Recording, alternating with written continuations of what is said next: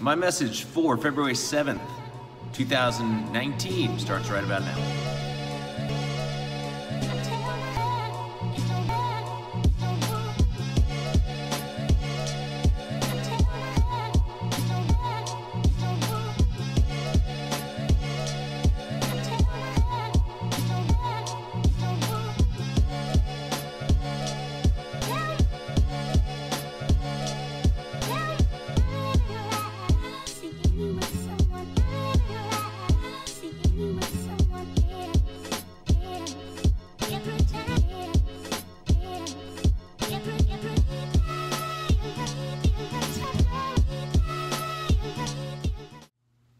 Hey everybody, this week's story comes to you from a few of our members. Tracy Lee, Luke Marr, Dan Shrouth, and Josh Green all took part in the Ragnar Relay that happened back in November.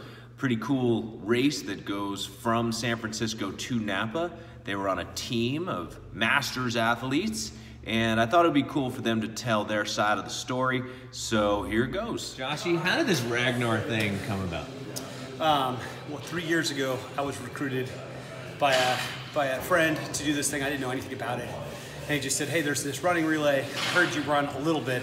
We're looking for guys that are fun to hang around, enjoy fitness, and will be up for a 24-hour plus race. So I was recruited to do it 3 years ago. And then, as it turns out, when we put the team together, another TJ's member who I didn't know at the time, Tracy Lee, was also on the same team. So it was like, oh, okay, and we made this connection. So we did it 3 years ago, and then obviously we had the fires 2 years ago, so we didn't do it. And then I had to recruit new members for the coming year. How did you get roped into doing it? So the Josh Green Tatum birthday party, joint birthday party at the Deuce. Those of us who were there late got recruited by Tracy Lee. This probably happened about 1 a.m.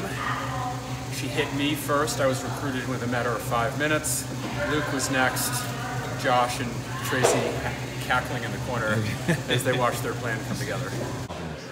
Oh, it got started at the Taters and Greens birthday party at the 2 a.m. club, where Tracy Lee was on the hunt for some men Ragnar competitors, and Dan Shrouth had maybe one too many tequila shots. It took about 30 seconds for her to convince us to do this, and neither of us remembered saying yes until 2 days later. And I wasn't the best recruiter to do the job, so I asked Tracy late night at the 2 a.m. club.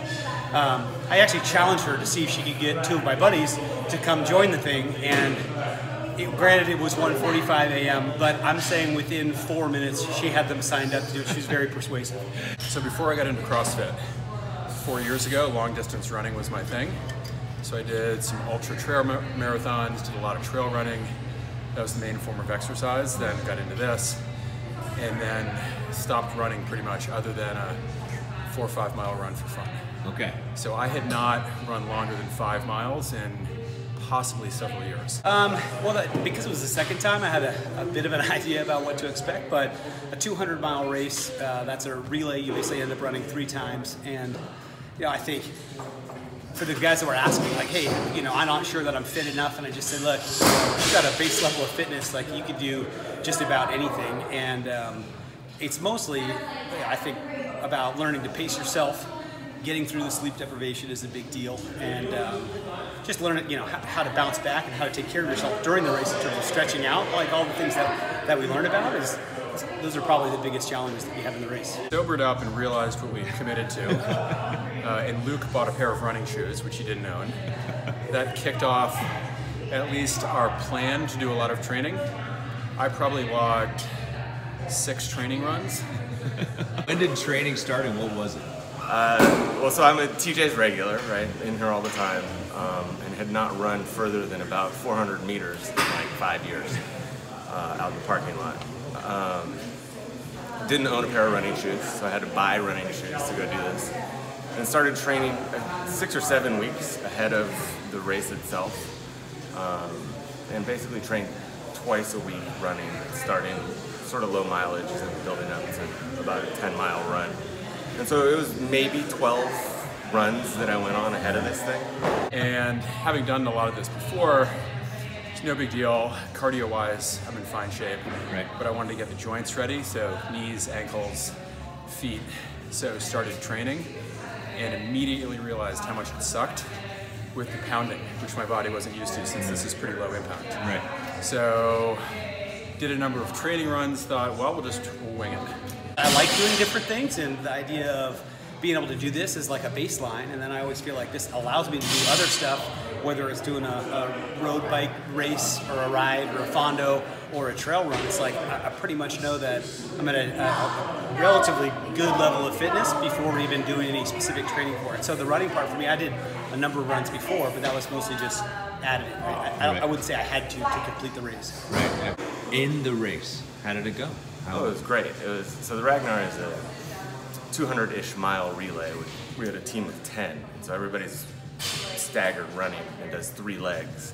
Somebody's always running. So personally, I had 3 legs of about 6 miles each, basically 3 10Ks over a 24-hour period. So my first run was at 5 o'clock Friday evening, my second run was at 2 a.m. Saturday morning, and then my third run was at 9 o'clock Saturday morning.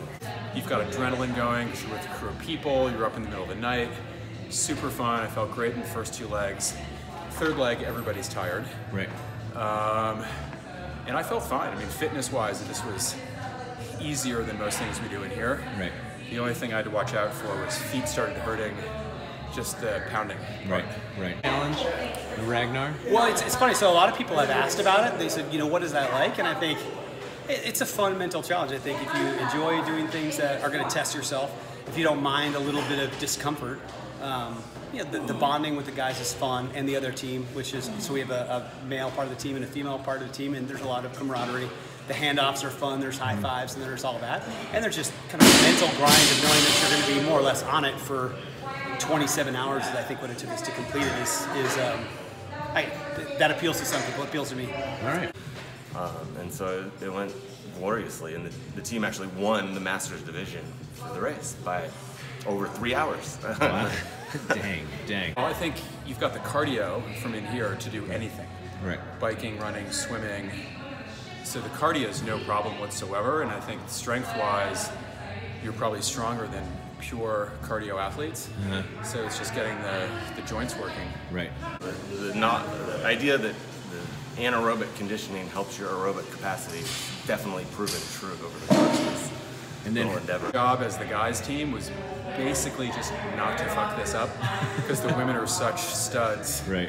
If we just kept putting one foot in front of the other, we were going to do great, riding on their coattails. All right. Awesome. Yeah, absolutely. Looking forward to it next year. Oh, that's fantastic. Nice work. Congratulations.